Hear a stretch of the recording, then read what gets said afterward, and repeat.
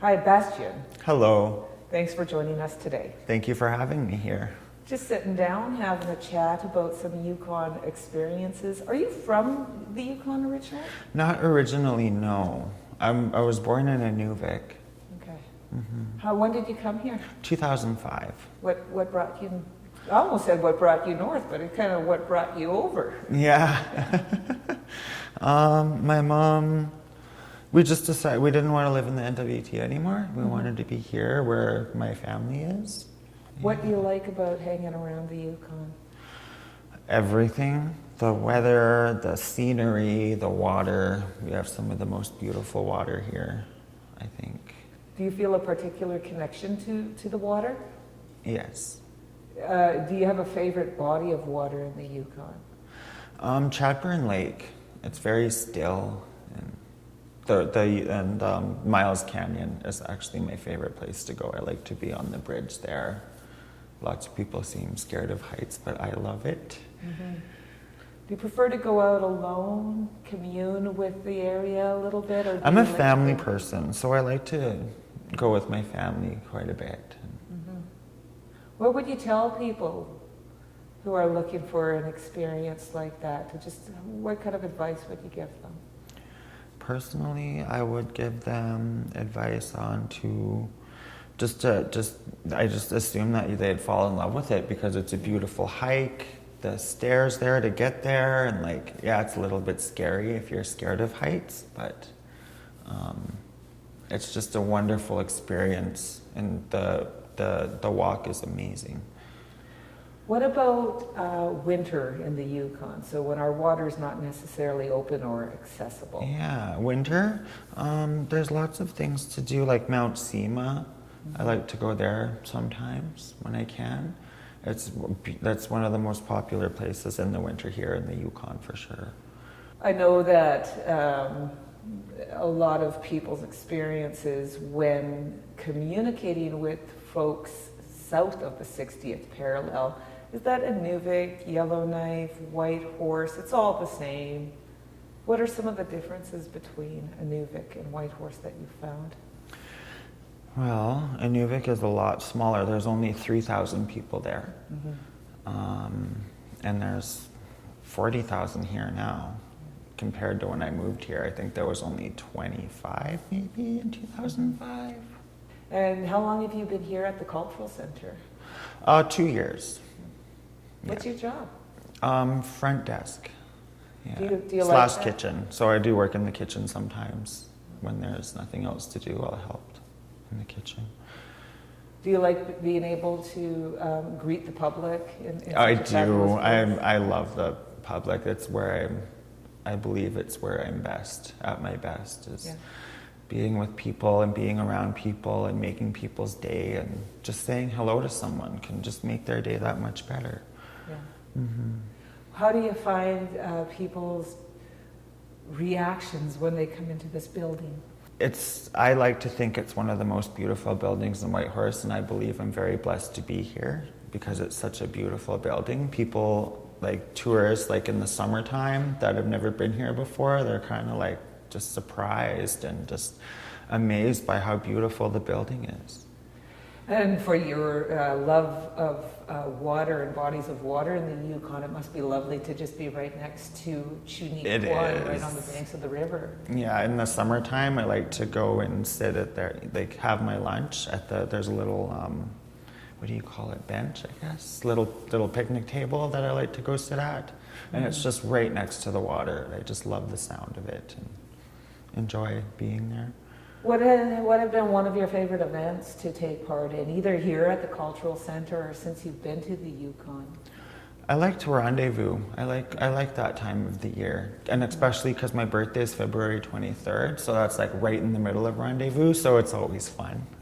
So you got a party within a party. I guess so. Just more enjoying the activities and the well, they don't do that anymore, but the concerts and the live music. What are you looking forward to the most when we see pandemic restrictions lift here in the Yukon? I don't really ever leave the Yukon. I go to Vancouver every now and again because I have family there too. But yeah, it'll be. I got my vaccine, and everybody else is starting to get their vaccines. But I think it'll be a much better when. Do you enjoy traveling within the Yukon? I do. I like to. Like I said, I'm a family person, so in the summertime mostly we go for long drives, and I like to go to Carcross quite a bit. I like it there. I like to go to the restaurant there, the big log building there. I can't remember the name of it, the restaurant, but I love going there for lunch. Do you stop at the desert? Yes, Yeah. I do. It's beautiful there. Yeah, it's it's the cutest little desert. And the mountain ranges going into Carcross, the scenery is just It's quite beautiful. stunning. And I must say my favorite stop on that drive is Emerald Lake. Do you have a lot of pictures of Emerald Lake? Maybe in one of my old phones somewhere. Yeah, I do. It's just so beautiful. It's just, and there's so many different shades of green. Mm-hmm. What's your favorite time of the year to take that drive? Summertime. Yeah. Summertime, mid-July. What advice might you give someone who's planning to move here or visit here long term? I would say to go hiking. There's lots of wonderful places to go hiking. The Yukon is just amazing for that. And I definitely recommend Miles Canyon for sure. Any dangers to be aware of when you're hiking? There's bears here, so you have to be bear aware for sure. We hang out pretty closely with the wildlife in the Yukon. Mm-hmm, we do. Part of the draw, but also really need to be mindful of it, right? Mm-hmm. A couple years ago, I walked up Grey Mountain with my friend, and it was summertime, and we noticed these bear tracks, and we could tell they were fresh, so a little bit frightened, but we didn't run into any bears, thank God. But there were the bear tracks that were there, and yeah. What is that your closest encounter with wildlife here? Yes. I mean, I've seen bears on the side of the road, of course, driving lots. And I've seen a lot of coyotes and foxes over the last couple of years, right? There's so many foxes. They're everywhere. I actually seen one this morning on my walk to work. What's your favorite Yukon animal?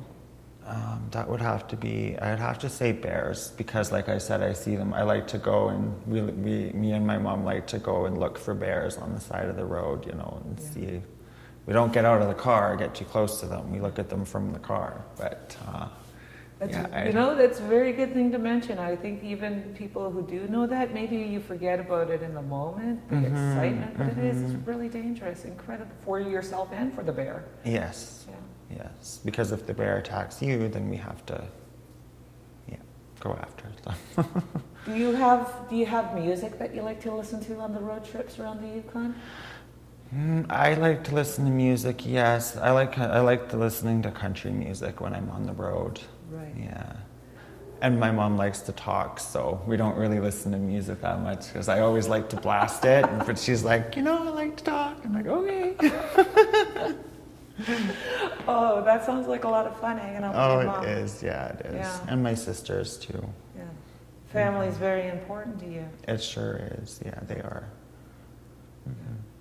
Do you have a favorite story you like to tell about the Yukon or your time here? Like I had mentioned before, when I moved here in 2005, that was a lot smaller than it is now. Like there's 40,000 people here, and before there was only not that. And the Yukon has just grown so much, and it seems like people just love to be here and want to move here. And it's just a wonderful place to live. Like, we're very, very blessed to live here. We have our city is we put out the less pollution than most other cities, for sure. Yeah. I just think it's a beautiful place to live, and if you want to move here, that would good for you. Come on and live here. Thank you for joining us this morning, Bastien. Thank you so much for having me. It was a pleasure.